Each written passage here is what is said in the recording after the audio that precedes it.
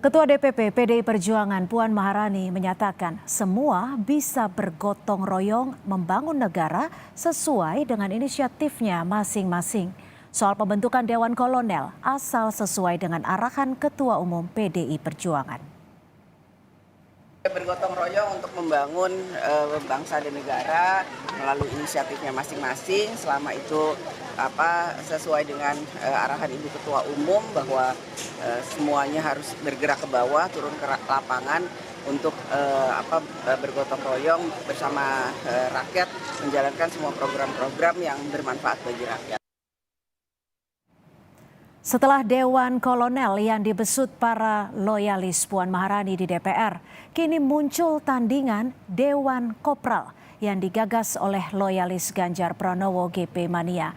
Apakah munculnya Dewan Kolonel dan Dewan Kopral menjadi tanda memanasnya kontestasi pencapresan 2024 antara Puan dan Ganjar?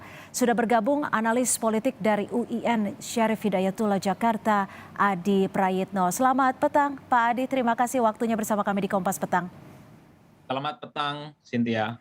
Ya Pak Adi, kalau Anda melihatnya apakah ini pembentukan Dewan Kolonel dan Dewan Kopral sebagai bentuk pertarungan antara Ganjar dan Puan? Ya, ini sangat jelas ya, sebagai bentuk perang terbuka justru, bukan hanya sebatas pertarungan biasa antara loyalis dan pendukung Puan Maharani dengan loyalis dan pendukung Ganjar Pranowo. Jadi Dewan Kolonel dan Dewan Kopral ini kan merepresentasikan basis politik yang beda-beda. Kalau Dewan Kolonel ini kan mayoritas adalah elit-elit PDIP yang saat ini menjadi singa Senayan yang mencoba untuk mengkoordinasi bagaimana meningkatkan elektabilitas, popularitas, dan penerimaan terhadap Puan Maharani di level publik. Itu sah pada level itu. Sementara pada saat yang bersamaan, relawan Ganjar tentu tidak mau tinggal diam, di mana mereka membentuk kopral yang disebut dengan semacam relawan yang berbasiskan rakyat jelata. Itu kan seakan-akan sebagai sebuah antitesa sekaligus bernada satir gitu, bahwa kalau Mbak Puan didukung para elit PDIP, maka Ganjar Pranowo didukung oleh para rakyat-rakyat biasa yang berbasiskan petani dan nelayan, kata Noel tadi, sebagai upaya untuk representasi politik bahwa Ganjar pada level grassroots itu relatif muncul dan diterima ketimbang Mbak Puan misalnya. Ini kan sebenarnya adu persepsi dan adu argumen bagaimana mempengaruhi suara-suara dan opini publik yang akan berkembang ke depan. Padahal kalau kita mau jujur misalnya pada level partai tentu yang dinilai punya tiket pencapresan tentu adalah Puan Maharani. The one and only adalah sebagai sosok yang dinilai mewarisi terah politik Soekarno dan Mbak Megawati tentu saja. Tapi kan ketika bicara tentang apakah PDIP akan memenangkan pertarungan Pilpres, kalau mengusung Puan Maharani tentu butuh kalkulasi politik yang matang.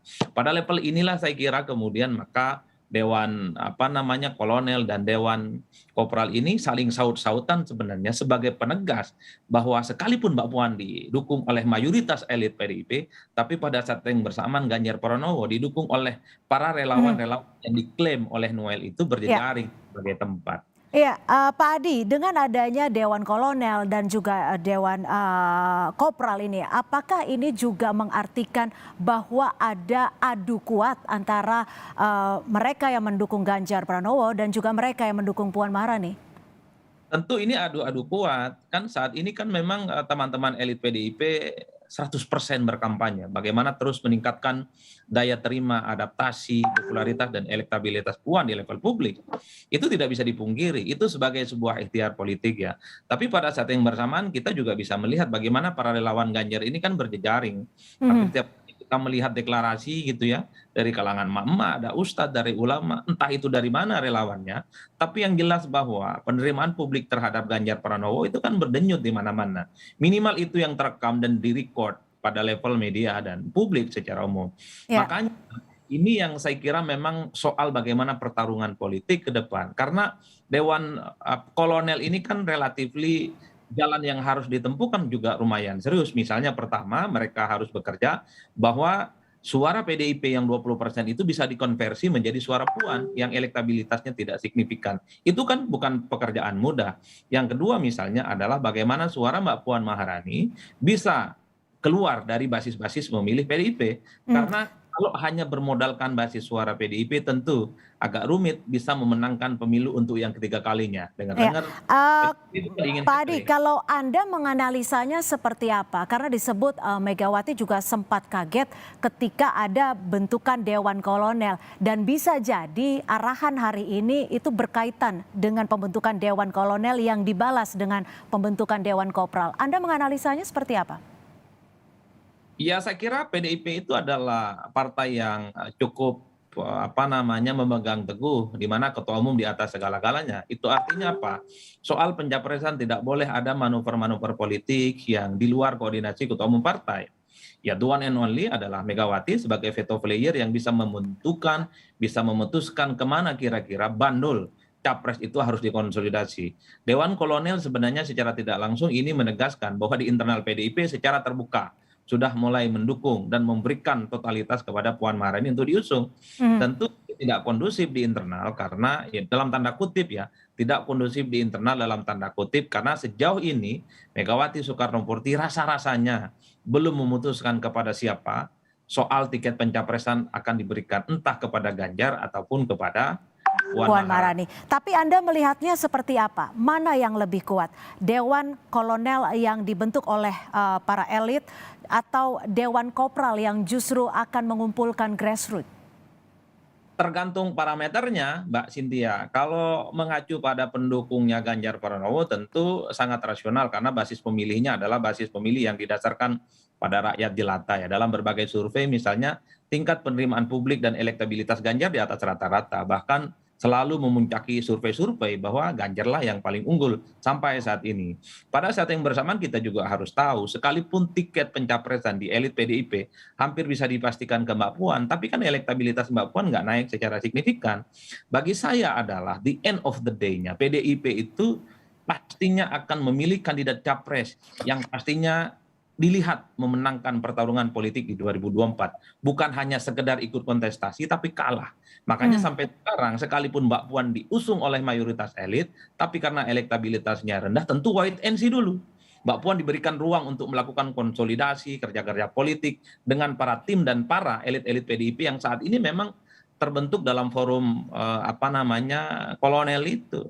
Sementara pada saat yang bersamaan sekalipun Mas Ganjar tidak didukung oleh mayoritas elit-elit PDIP, tapi ada para relawan yang solid dan pada saat yang bersamaan elektabilitasnya tinggi. Dua faktor yang menurut saya membuat Ketua Umum Megawati Soekarno Putri tentu terjebak pada satu dilema dan membutuhkan kontemplasi yang panjang. Tidak buru-buru, ojo ke susu memutuskan kira-kira siapa yang harus diusung maju Pilpres. Karena kalau mau jujur sebenarnya Mbak Cynthia tinggal merem aja sebenarnya mengumumkan Mbak Puan sebagai kandidat capres. Ya dari berbagai variabel masuk. Mbak Puan adalah terah politik Soekarno, anaknya Mbak Mega. Tapi ya itu sekali lagi, tingkat penerimaan dan elektabilitas Mbak Puan kan tidak terlampau muncul secara signifikan. Maka rentang setahun ke depan ini adalah uji coba kepada Mbak Puan apakah elektabilitas. Pak Adi, tapi begini, jika memang ada dua pergerakan antara Dewan Kolonel dan juga Dewan Kopral, apakah ini akan mengubah cara pandang Ketua Umum PDI Perjuangan Megawati Soekarno Putri jika memang tujuannya ingin mendapatkan hat-trick pada pemilu 2024 nanti? Saya kira Mbak Mega akan mendengarkan berbagai aspek suara-suara yang muncul dari berbagai kalangan ya. Artinya kontemplasi politik sebelum memutuskan siapa yang akan maju, pasti banyak variabel dan unsur yang dipertimbangkan ya. Pertama, tentu Mbak Mega sebagai ketua umum partai, sebagai ibu kandung dari Puan Maharani tentu dilihat oleh publik nggak mungkin memberikan tiket kepada anaknya. Tapi kalau tidak realistis mengusung Mbak Puan, jika diusung Pilpres kalah dengan kandidat lain, tentu harus ada penerimaan yang cukup luar biasa. Terbuka misalnya pada kandidat lain, misalnya ada Mas Ganjar yang dalam beberapa simulasi memenangkan pertarungan gitu ya.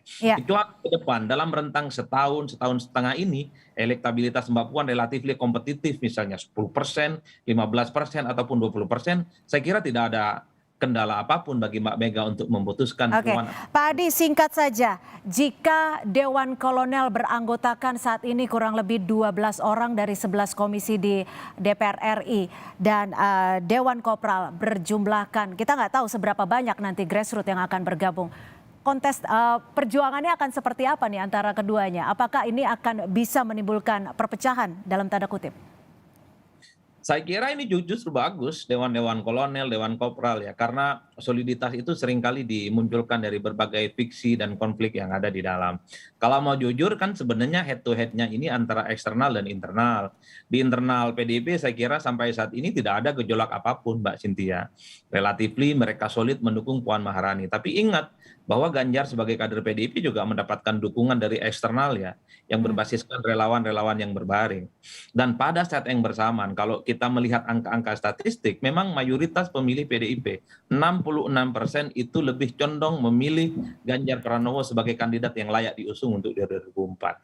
Ini adalah pertarungan bagaimana suara elit dengan suara-suara pemilih yang ada di PDIP. Itu tadi, dalam konteks inilah kita semua yang melihat ini dari jauh, tidak bisa memutuskan kira-kira siapa yang bisa ditebak secara hitam dan putih akan diusung oleh Mbak Mega. Ya, Karena Anda menyebutnya tadi ada perang terbuka antara elit dan juga grassroots. Apakah Dewan Kolonel yang diinisiasi oleh legislator PDIP ini bisa mengunggulkan Puan Maharani jika lawannya adalah grassroots? Apalagi Pak Hasto juga menyebutkan bahwa pembentukan ini sebenarnya hanya guyonan saja. Singkat saja. Ya, tentu saja Dewan Kolonel ini kan PR terbesarnya adalah bagaimana mengkonversi suara PDIP yang 20% menjadi suara Puan. Ini kan butuh kerja yang serius Mbak Cynthia. Kan suara PDIP 20%. Kenapa yang kemudian pemilih PDIP itu tidak otomatis pilih Mbak Puan? Berarti di situ ada jarak psikologis yang mesti diterabas. Yang kedua, kalau PDIP serius ingin mengusung Puan sebagai kandidat capres 2024, tentu yang dipikirkan bukan hanya merebut basis pemilih PDIP yang 20, tapi harus membesar ceruk-ceruk pemilih yang lainnya. Ganjar Pranowo sudah melampaui itu semua. Mayoritas pemilih PDIP lebih ke Ganjar, dan pada saat yang bersamaan banyak pemilih-pemilih di luar PDIP yang juga interest dan punya ketertarikan terhadap Ganjar Pranowo. Yes, everything can happen. Ya, kita nantikan nanti perkembangannya akan seperti apa. Terima kasih Adi Prayitno, analis politik dari UIN Syarif Hidayatullah Jakarta. Selamat petang Pak Adi.